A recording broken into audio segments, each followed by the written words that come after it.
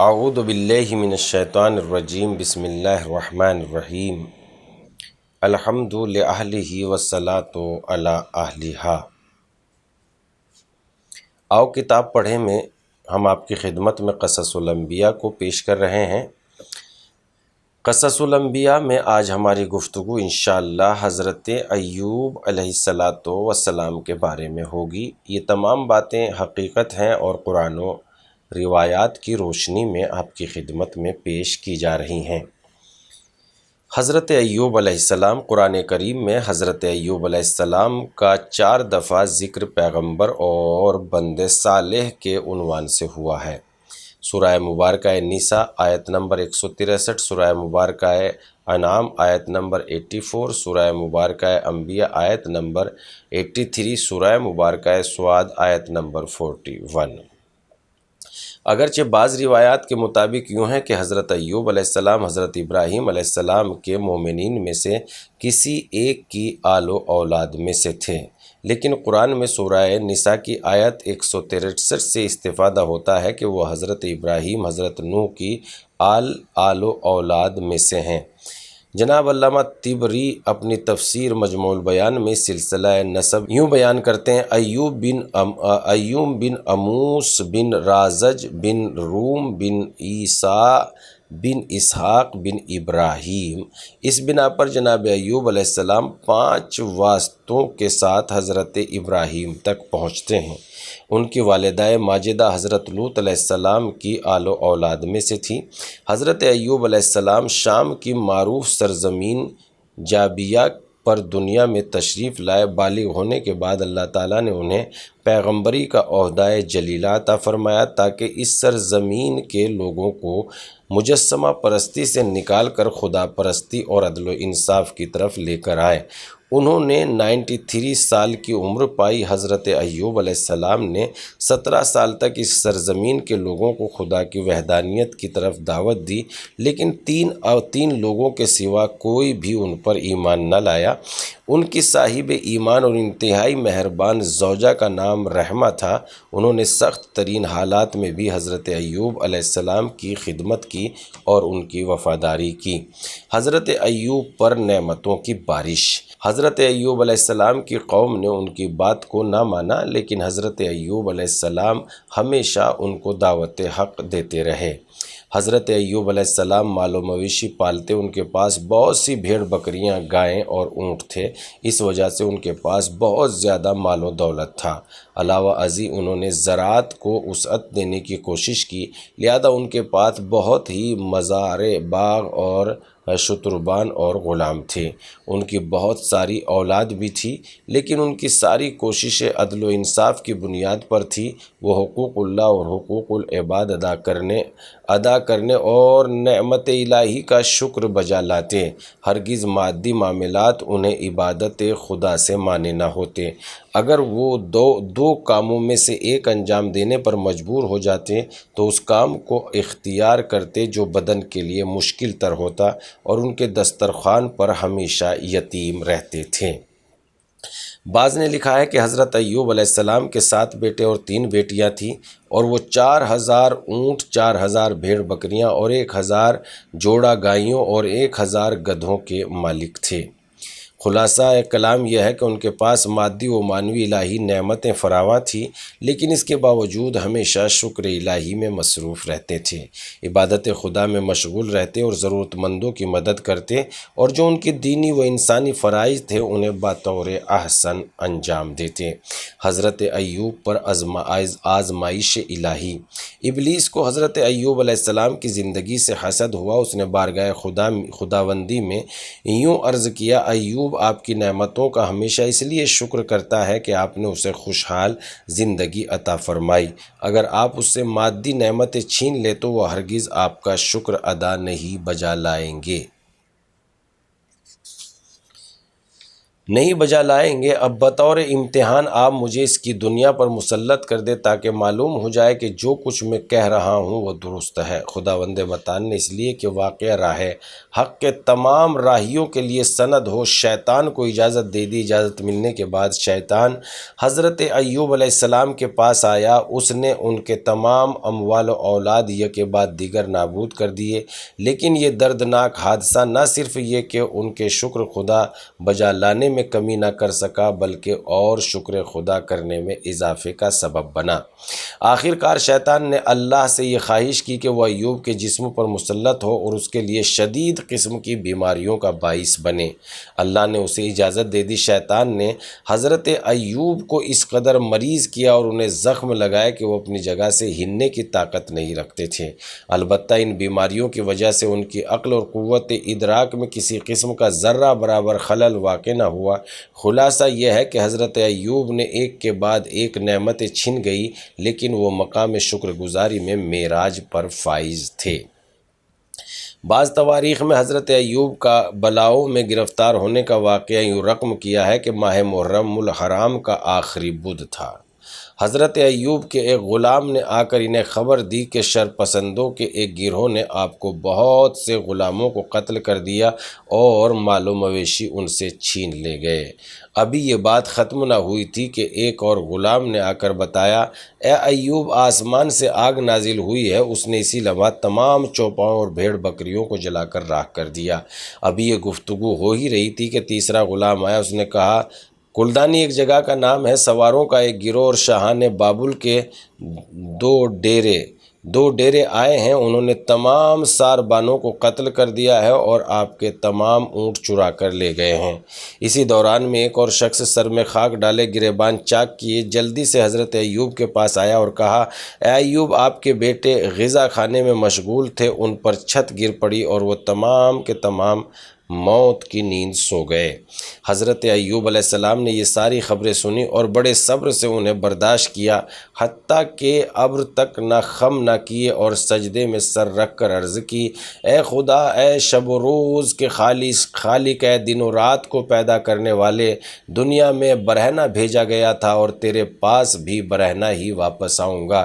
پروردگارا، سب کچھ تو نے ہی مجھے دیا تھا اور تو نے ہی واپس لے لیا، پس میں تیری رضا پر راضی ہوں۔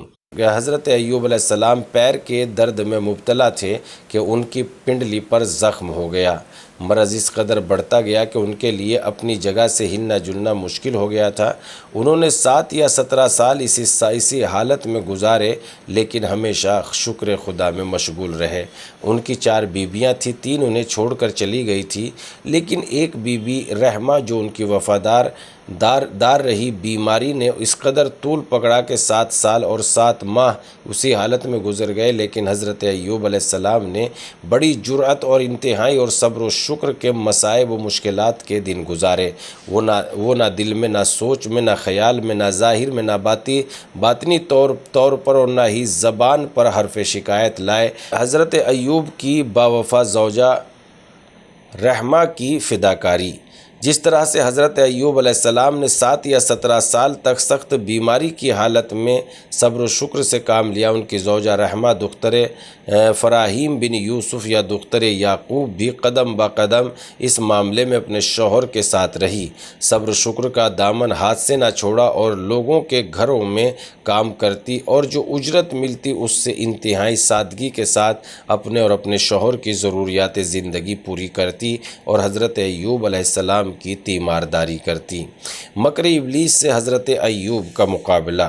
ابلیس ملعون جس راستے سے بھی وارد ہوا، حضرت ایوب علیہ السلام کو فریب نہ دے سکا، دھوکہ نہ دے سکا، بلکہ اس نے دیکھا کہ وہ سخت ترین مصائب کے باوجود بھی شکر خدا بجا لاتے ہیں۔ اس نے مایوس ہو کر بلند آواز سے اپنی اولاد کو اپنے پاس بلایا۔ جب سارے شیاطین ابلیس کے پاس اکٹھا ہو گئے تو انہوں نے ابلیس کو مغموم و محزون دیکھ کر پوچھا، تم کیوں اتنے غمگین ہو؟ ابلیس نے کہا اس عبد ایوب نے مجھے تھکا دیا اور عاجز کر دیا، میں نے اللہ سے درخواست کی تھی کہ مجھے اس کے اموال اور اولاد پر مسلط کر دے، میں نے اس کے اعمال و اموال سب برباد کر دیے اور اس کی اولاد کو نابود کر دیا، لیکن وہ ہمیشہ شکر الہی بجا لاتا رہا۔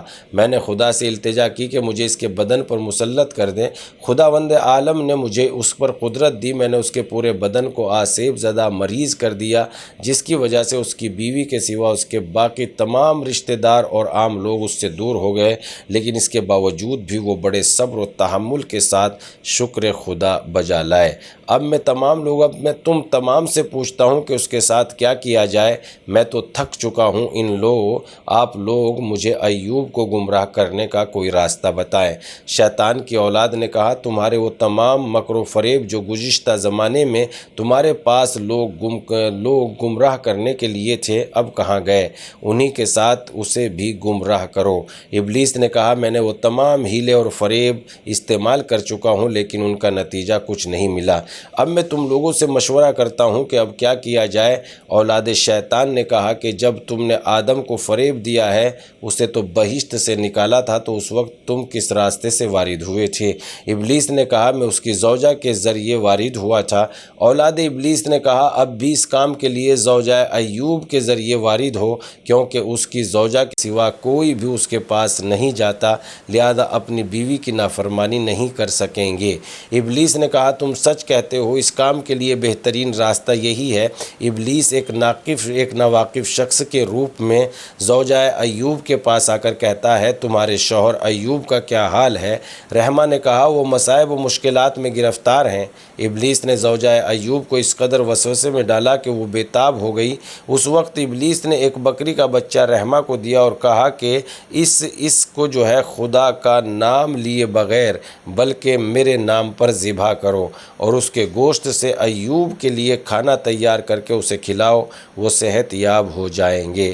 حضرت رحمہ سلام اللہ علیہ نے یہ تمام باتیں حضرت ایوب علیہ السلام کے سامنے بیان کی کہ خدا کا نام لیے بغیر ذبح کریں تاکہ میں اسے آپ کے لیے کھانا تیار کروں، آپ اسے کھانے کے بعد صحت یاب ہو جائیں گے اور وہ تمام نعمتیں بھی پلٹ آئیں گی جو ہاتھ سے جا چکی ہے۔ جناب ایوب نے کہا تمہارے اوپر افسوس ہے، دشمن خدا تمہارے پاس آیا ہے اور چاہتا ہے کہ اس راستے سے تمہیں گمراہ کرے اور فریب دے، تم اس کے دام فریب میں پھنس گئی ہو۔ یہ تمام مال و دولت اولاد کس نے عطا کی ہے؟ رحمہ نے کہا خدا کی عنایت ہے۔ ایوب ہم ان تمام نعمتوں سے کتنے سال تک فائدہ اٹھاتے رہے؟ رحمہ نے کہا 80 سال۔ ایوب کتنے سال ہو گئے ہیں کہ خداوند متعال نے ہمیں ان مصائب میں مبتلا کیا؟ رحمہ نے کہا 7 سال اور کچھ مہینے ہو گئے۔ ایوب تمہارے اوپر افسوس ہے، تم عدل و انصاف سے کس قدر دور ہو۔ ہم نے 80 سال خدا کی نعمتوں سے فائدہ اٹھایا، لہذا انصاف یہ ہے کہ 80 سال مصائب میں گزاریں۔ خدا کی قسم کیا تم چاہتی ہو کہ یہ جو غیر خدا کے نام پر ذبح کرو، اسے کھانا تیار کر کے مجھے حرام غذا کھلاؤں؟ میں تمہیں اس جرم کی سزا کے طور پر 100 کوڑے لگاؤں گا۔ میری آنکھوں کے سامنے سے دور ہو جا، آج کے بعد تمہیں نہ دیکھوں۔ ہاں، ابلیس چاہتا تھا کہ حرام غذا کے ذریعے جناب ایوب کو گمراہ کرے، لیکن انہوں نے شیطانی اقدامات کے مقابلے میں ایک انقلابی قدم اٹھایا اور شیطان کا سارا منصوبہ ناکام کر دیا۔ رحمہ حضرت ایوب علیہ السلام سے دور ہو گئی جب انہوں نے اپنے آپ کو تنہا دیکھا اور کھانے پینے کی کوئی چیز اپنے پاس نہ پائی تو سجدے میں گر کر کہا رب انی مسنی الضر وانت ارحم الراحمین، پروردگارہ مجھے بیماری نے آ لیا ہے اور تو بہترین رحم کرنے والا ہے۔ اس وقت حضرت ایوب علیہ السلام کی دعا مستجاب ہوئی، تمام بلائیں دور ہو گئی اور ان کی جگہ پر نعمت الہی سے مالا مال ہو گئے۔ حضرت ایوب کا خدا سے طریقہ گفتگو۔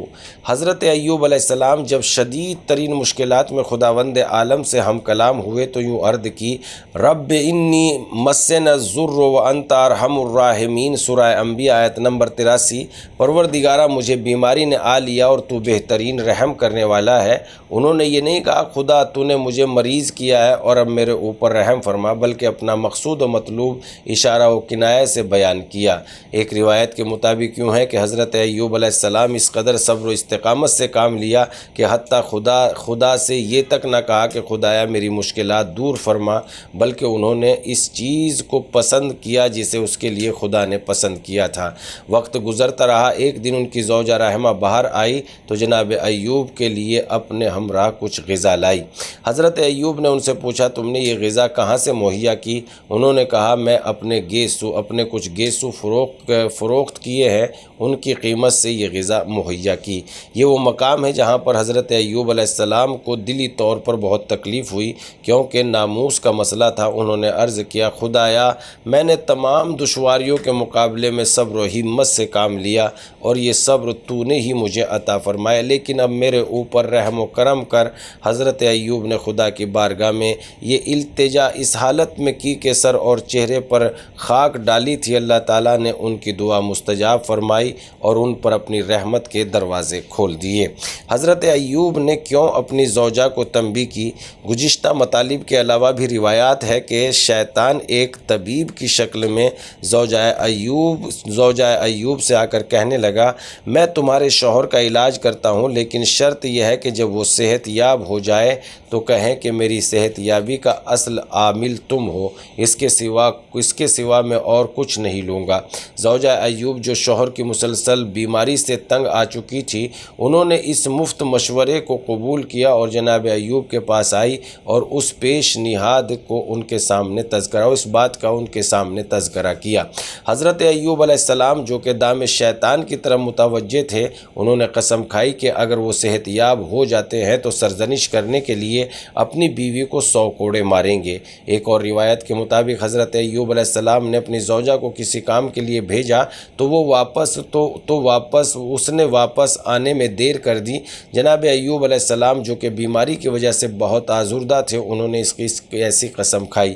ایک اور روایت کے مطابق زوجہ ایوب زندگی کے اخراجات مہیا کرنے کے لیے شہر سے باہر گئی تو انہیں کوئی کام نہ ملا، پریشانی کے عالم میں واپس ہوئی، لیکن بہت شرمندہ تھی کہ آج وہ خالی ہاتھ گھر جائے گی۔ وہاں ایک خوبصورت عورت گزری، جب اس نے رحمہ کو پریشان حال دیکھا تو اس کی وجہ پوچھی۔ اس نے رحمہ سے کہا تیرے بال بہت لمبے ہیں، ان میں سے کچھ کاٹ کر مجھے دے دے تاکہ میں اپنے بالوں کے ساتھ پیوند لگا سکوں، اس کے عوض میں تمہیں کچھ رقم دوں گی جس سے تم اپنے اور اپنے شوہر کے لیے غذا مہیا کر سکو۔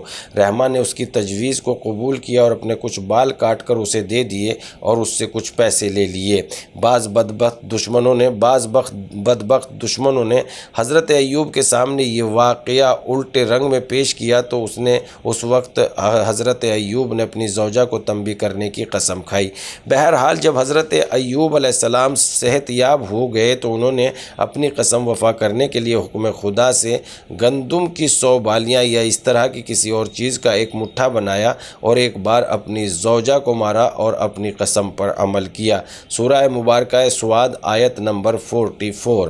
حضرت ایوب علیہ السلام اپنی زوجہ کی خدمت گزاری اور وفاداری کی وجہ سے اسے معاف کرنا چاہتے تھے، جو کہ درمیان میں مسئلہ قسم اور اس میں خدا کا تھا، لہذا اللہ تعالیٰ نے گندم کے ایک مٹھے سے اس مشکل کو حل کر دیا۔ اگرچہ قسم کا مقام نہ تھا، لیکن ایک طرف قانون کے احترام کی حفاظت کی خاطر اور دوسری طرف اس باوفا مہربان عورت کو معاف کرنا اس بات کا سبب بنا کہ خداوند متعال نے ایسا حکم دے کر حضرت ایوب علیہ السلام کی مشکل آسان کر دی۔ حضرت ایوب کس چیز سے زیادہ دکھی ہوئے؟ حضرت امام جعفر صادق علیہ السلام فرماتے ہیں جب شیطان حضرت ایوب پر وہ تمام بلائیں نازل کر چکا اور ان کے صبر و شکر کے علاوہ کچھ نہ دیکھا تو انہیں گمراہ کرنے سے مایوس ہو گیا، تو پھر وہ ان راہوں اور عابدوں کے پاس گیا جو پہاڑوں کی غار میں عبادت میں مشغول تھے اور قبلاً وہ حضرت ایوب علیہ السلام کے اصحاب میں شمار ہوتے تھے۔ ان سے کہا انہیں اور ان بلاؤں میں مبتلا عبد ایوب کے پاس چلیں اور ان کے مصیبت کے بارے میں اس سے پوچھیں۔ وہ سب اپنی اپنی سواریوں پر چڑھے، جب حضرت ایوب کے قریب پہنچے تو اپنی سواریوں سے نیچے اترے اور حضرت ایوب کے پاس آئے۔ ان میں سے ایک نوجوان عابد بھی تھا۔ انہوں نے حضرت ایوب علیہ السلام سے کہا تم نے کون سا ایسا گناہ کیا ہے جس کی وجہ سے ان بلاؤں میں گرفتار ہو؟ حتماً تم نے چھپ کر کوئی گناہ انجام دیا ہے، ہمیں اس کے بارے میں بتاؤ۔ یعنی اس طرح ان لوگوں نے حضرت کو زبان کے زخم لگائے اور ان کی سرزنش کی۔ حضرت ایوب علیہ السلام نے فرمایا، مجھے میرے پروردگار کی عزت کی قسم وہ جانتا ہے کہ میں نے ہرگز ایک لقمہ غذا نہیں کھائی جب تک کہ میرے ساتھ کسی فقیر یا یتیم نے مجھ بیٹھ کر کھانا نہ کھایا ہو۔ جب بھی مجھے دو کاموں میں سے کسی ایک کام کو انجام دینے کا اختیار ملا تو میں نے اس کام کو پسند کیا جس میں بدنی زحمت زیادہ ہوتی تھی۔ اس نوجوان نے راہبوں سے کہا، برا ہو تم لوگوں کا اپنے پاؤں پر چل کر پیغمبر خدا کے پاس آئے اور انہیں برا بھلا کہہ رہے ہو تاکہ عبادت کو آشکار کرو جو تم نے چھپ کر انجام دی ہے۔ انہوں نے عبادت خدا کے سوا کوئی کام ہی نہیں کیا۔ اس وقت حضرت ایوب علیہ السلام کا دل بھر آیا اور انہوں نے عرض کی، رب انی مسنا الشیطان بنصب و عذاب۔ سورہ سعد آیت نمبر 41۔ پروردگار، شیطان نے مجھے بڑی تکلیف اور اذیت پہنچائی ہے۔ خداوند متعال نے ان کی دعا مستجاب فرمائی اور صحتیاب ہو گئے اور ان پر رحمت الہی کے دروازے کھل گئے۔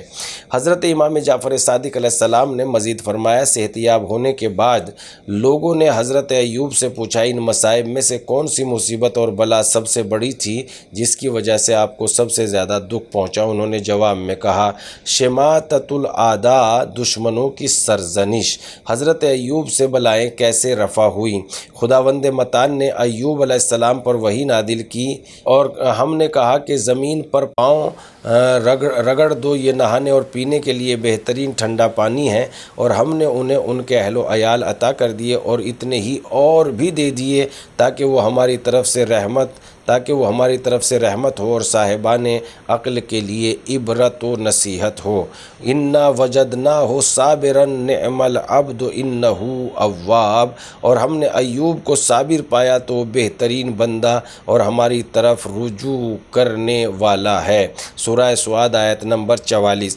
حضرت ایوب علیہ السلام نے اس چشمے کے آب زلال سے اپنے بدن کو غسل دیا اور اس کے پانی کو نوش فرمایا۔ اس کا پانی پینے سے ان کے تمام دکھ درد دور ہو گئے۔ پھر وہ تمام اموال، اولاد، زراعت اور مال و مویشی جو ان سے چھن چکے تھے اذن خدا سے انہیں واپس مل گئے، بلکہ اللہ تعالیٰ نے پہلے سے بھی بہتر عطا کیا۔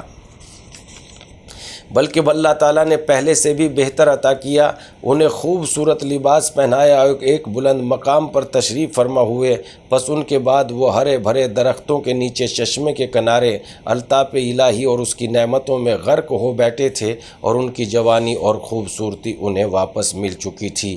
روایت کے مطابق ان کی زوجہ رحمہ جو در بدر کی ٹھوکریں کھاتی پھر رہی تھی، انہیں اپنا شوہر یاد آیا، اگرچہ حضرت ایوب علیہ السلام انہیں چھوڑ کر جا چکی تھی۔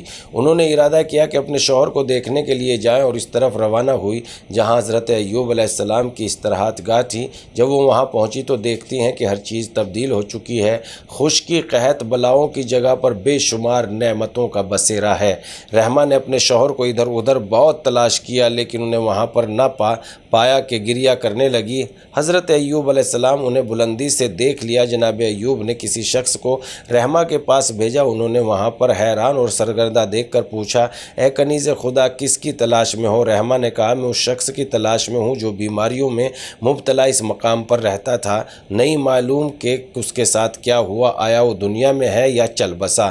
وہ شخص انہیں حضرت ایوب علیہ السلام کے پاس لے گیا، لیکن وہ جناب ایوب کو نہ پہچان سکی کیونکہ حضرت ایوب ایک خوبصورت جوان بن چکے تھے۔ اس وقت رحمہ اور جناب ایوب کے درمیان درج ذیل گفتگو۔ جناب ایوب تمہارا کیا لگتا ہے؟ رحمہ گریہ کرتے ہوئے، وہ میرے شوہر تھے، کیا تم نے انہیں دیکھا ہے؟ جناب ایوب، اگر اسے دیکھوں گی تو پہچان لوں گی۔ رحمہ، کیا کوئی زوجہ ایسی بھی ہے جو اپنے شوہر اور سرپرست کو نہ پہچانے؟ اس وقت رحمہ نے حضرت ایوب علیہ السلام کے چہرے کی طرف دیکھا تو مجذوب ہو کر بولی، جس وقت وہ میرے شوہر ایوب صحیح سلامت تھے تو بالکل آپ کے مشابہ تھے۔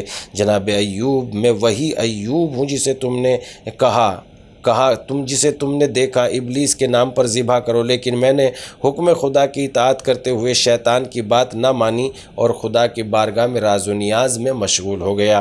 اللہ تعالیٰ نے میرے اوپر لطف کیا اور اپنی تمام نعمتیں مجھے پلٹا دی۔ جب رحمہ نے یہ سنا تو اس وقت بہت خوش ہوئی اور حضرت ایوب کے ہمراہ اپنی زندگی کا سر نو آغاز کیا اور خوشیوں میں ڈوب کر اپنی خوبصورت زندگی کو جاری و ساری رکھا۔ ہاں، صبر و شکر کا نتیجہ یہی ہوتا ہے۔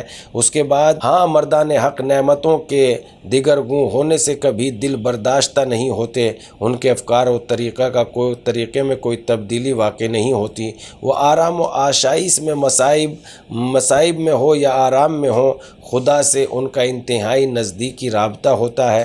ان کی روح ایک عظیم سمندر کے مانند ہوتی ہے جس پر طوفانوں کا کوئی اثر نہیں ہوتا۔ اور پھر اس کے بعد جناب رحمہ سے جناب ایوب علیہ السلام نے کہا تم بھی اس چشمے میں غسل کرو اور اس کا پانی پیو۔ جناب رحمہ نے بھی اس چشمے میں اپنے بدن کو نہلایا دھلایا صاف کیا اور اس چشمے کا پانی پیا، جس سے جناب رحمہ سلام اللہ علیہ بھی جوان ہو گئی۔ اور پھر یہی چشمے کا پانی بہتا ہوا جناب ایوب علیہ السلام کی بیٹوں اور بیٹیوں کی قبر تک پہنچا۔ جب یہ پانی بیٹی اور بیٹیوں کی قبر تک پہنچا تو جناب ایوب علیہ السلام کی اولاد لا الہ الا اللہ پڑھتے ہوئے کھڑی ہو گئی اور حضرت ایوب علیہ السلام کو تمام نعمتیں اللہ نے پلٹا دی۔ اسی لیے خداوند عالم نے قرآن مجید کے سورہ مبارکہ سعد میں یہ بات فرمائی کہ ہم نے ارکض برجلک